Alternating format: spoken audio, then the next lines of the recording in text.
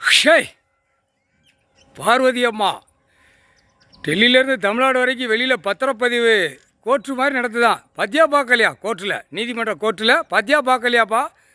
வெளியில் வந்து பத்திரப்பதிவு வந்து கோர்ட்டு எப்படி டூப்ளிகேட்டு கோர்ட்டு வென்று வழக்கறிஞர் மாதிரி உட்கார வச்சுருக்கான். வழக்கறிஞர் தான் இது, வழக்கறிஞர் வெளியில் வென்று, இது கோர்ட்டு வந்து டூப்ளிகேட் கோர்ட்டு.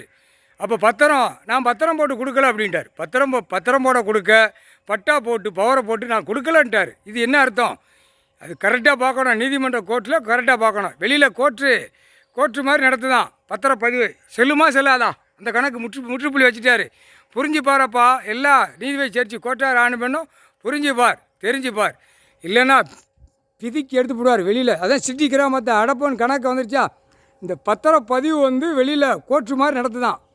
கோர்ட்டு மாதிரி டூப்ளிகேட் கோர்ட்டு மாதிரி நடத்தி வெளியில் வென்று மாதிரி உட்காந்துருக்கான். வழக்கறிஞர் மாதிரி இடத்த பூரா பட்டா போட்டு பவரை போட்டு கொடுக்க வேண்டிய வேலை மொத்தமாக ஆன்லைனில் ஏற்றுற வேலை சென்னை மெட்ராஸு.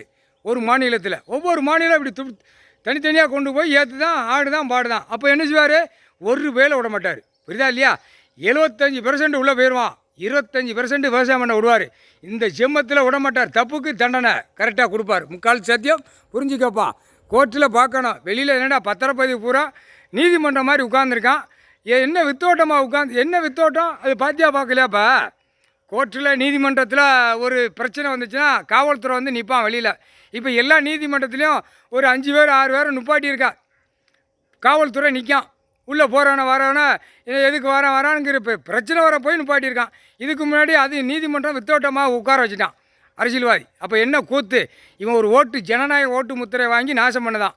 பிதிக்கு எடுத்து போடுவார். முக்கால் சேர்த்தியாக கணக்கு போட்டாருப்பா. உலக நாடு, தாய் இந்தியா நாடு, தமிழ்நாடு. நீதிமான் கணக்கு போடுறாரு. நீதிமான் வெளியில் பத்திரப்பதிவு டூப்ளிகேட்டு நீதிமன்றம் வெளியில் வென்று. அப்போ 2 கணக்கை விடுவாரா? தூக்கி போட்டே மிதிப்பார். எல்லா பத்திரப்பதிவும் எல்லாமே செக் பண்ணுவார். செக் பண்ணுவார்.